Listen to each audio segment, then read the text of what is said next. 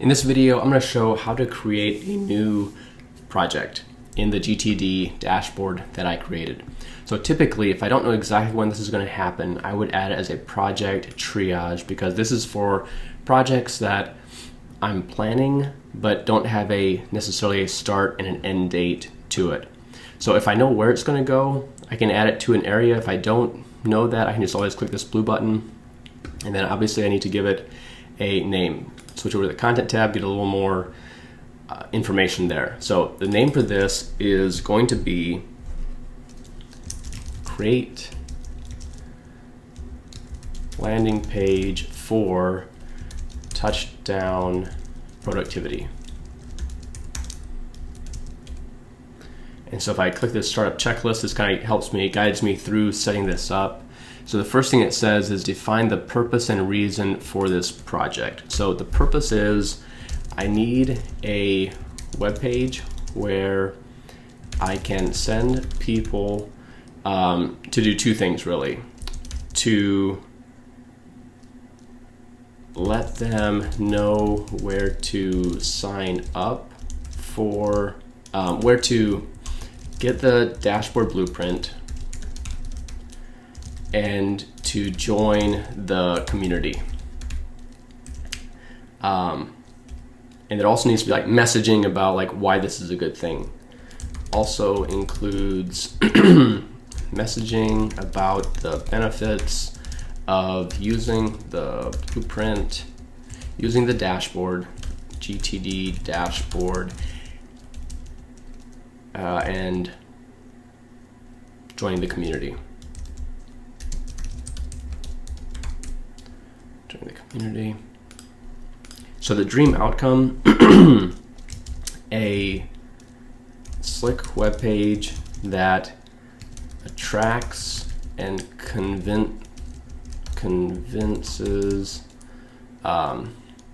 people about.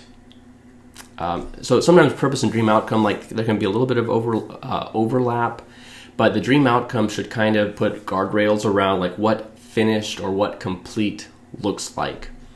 So basically I want a slick web page that attracts and convinces people about the benefits of using my GTD dashboard and joining the community. Depending on the project, this might look even more different than the purpose for it, but that's what I'm going with for right now. So brainstorm. So let me just check this here. So start, dream outcome, to the dream outcome vision, dream outcome down here. Brainstorm ideas. So this is just kind of like quick notes. It may end up being deleted, but these are just things I might be thinking about as I'm creating this. So the one thing is,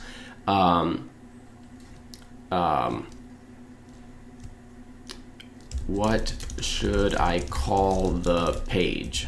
Or maybe like page name ideas. And as I'm thinking about this is probably going to be this is kind of like a product or division of Touchdown Tech. So I might call it division name ideas. And because just to keep this page organized, I'm going to make this a subheading of brainstorm. So these headings here, I can click and see here. This is a heading 1. So this should be a heading 2. So I can do that with 2 pound signs and a space bar, and it'll convert that into a heading 2, heading level 2. If I click on it, now it says heading 2. And I can also just go over here and choose the different heading levels if I'd want to as well. So I'm going to do a list here. So the one idea is touchdown productivity, touchdown tech productivity. And I may come back to this later as I have different ideas or things I'm brainstorming. And if I want to, I might want to turn this into a toggle so that it's not always front and center. So to do that, I can just go over to the beginning and hit over that greater than sign and then space bar, and then it'll turn that into a toggle, a heading level 2 toggle, or sorry, heading level 1 toggle, and now I can just collapse it if I want to. That's actually what this startup checklist is here. Anyway, so I'm just going to collapse that for right now. I don't need to brainstorm. So the next thing, I did brainstorm some ideas. I can keep on brainstorming as this develops. I need a start date, end date if possible. I can't do that right now. Organize next actions and project resources. So next actions, I know I need to, actually here's something else brainstorm that I was thinking about. So I'm gonna make this a heading level 2 again. So subdomain versus child page, sub page. And so I'm just like thinking out loud as I'm doing this here. So, and I'm going to use text to speech here to kind of speed things up. Initially, I was thinking this would be a subdomain. It would require a separate website, but would allow me to use the new Etch theme I've been wanting to test out.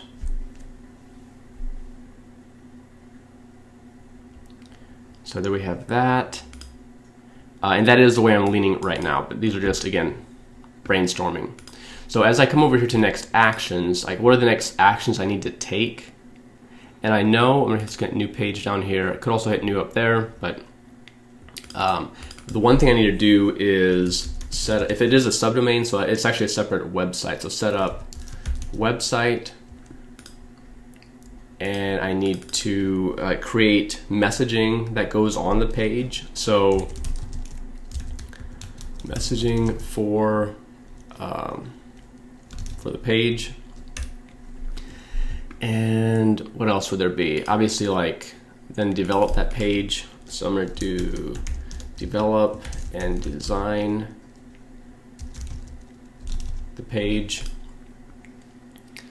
And I'm trying to think if there'd be more to it right now. I'm going to say send to Nicholas for feedback.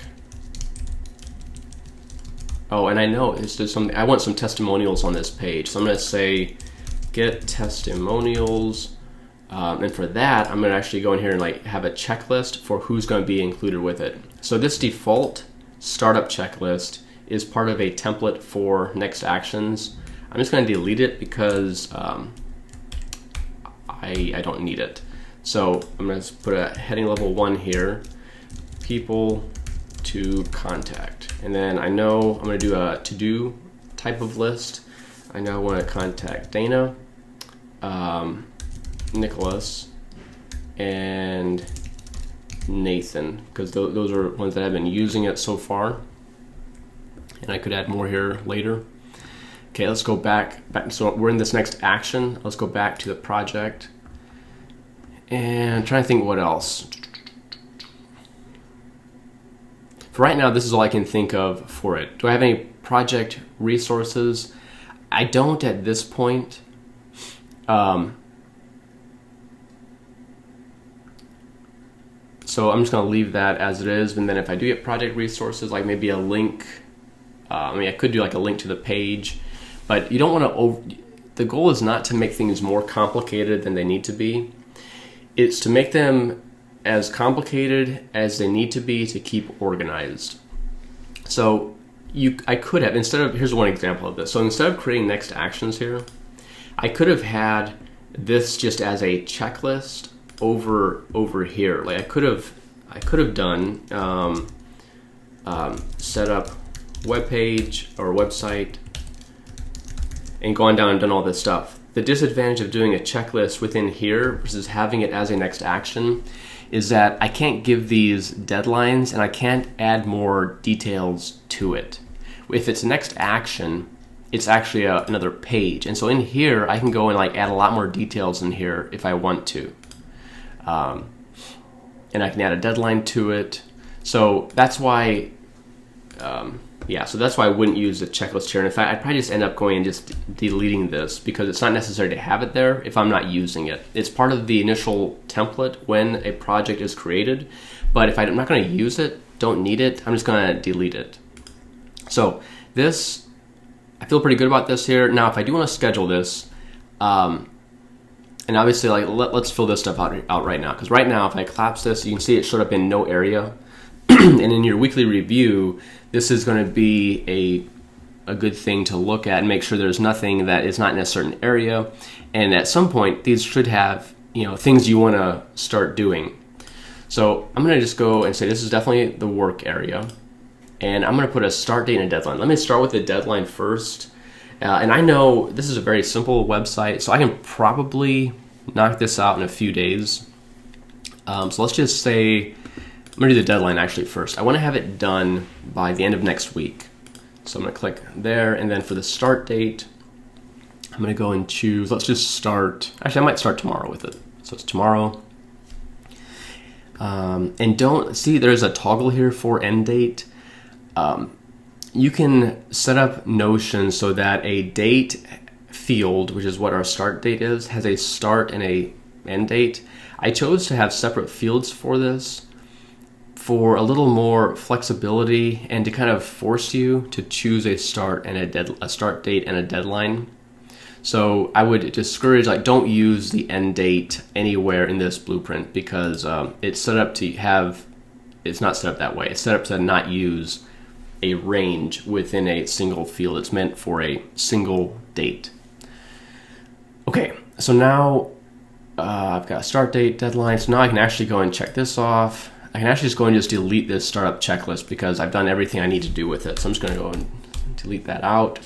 So now it's very clean, it's organized, and I could even start putting dates in here too. So set up website could actually be tomorrow. Create messaging, this is going to take a few days. So I might put in, this is going to be first. So like if I work Saturday, I would do it Saturday. So I might actually just go and just put it in for Saturday. And if I don't decide not to do it till Monday, I can always change that. And the rest of these I'll just leave blank because I'll come back to these and see these. Get testimonials. This is something that would be good to start now because it's going to take time to get testimonials back. So I'm actually going to change this date to today because I actually want to reach out to a few people today to get testimonials, get feedback from them. So that's how you set up a project. Yeah, if there's questions, definitely drop a comment below, and hope you are enjoying using the GTD dashboard that I've created. Thanks for watching.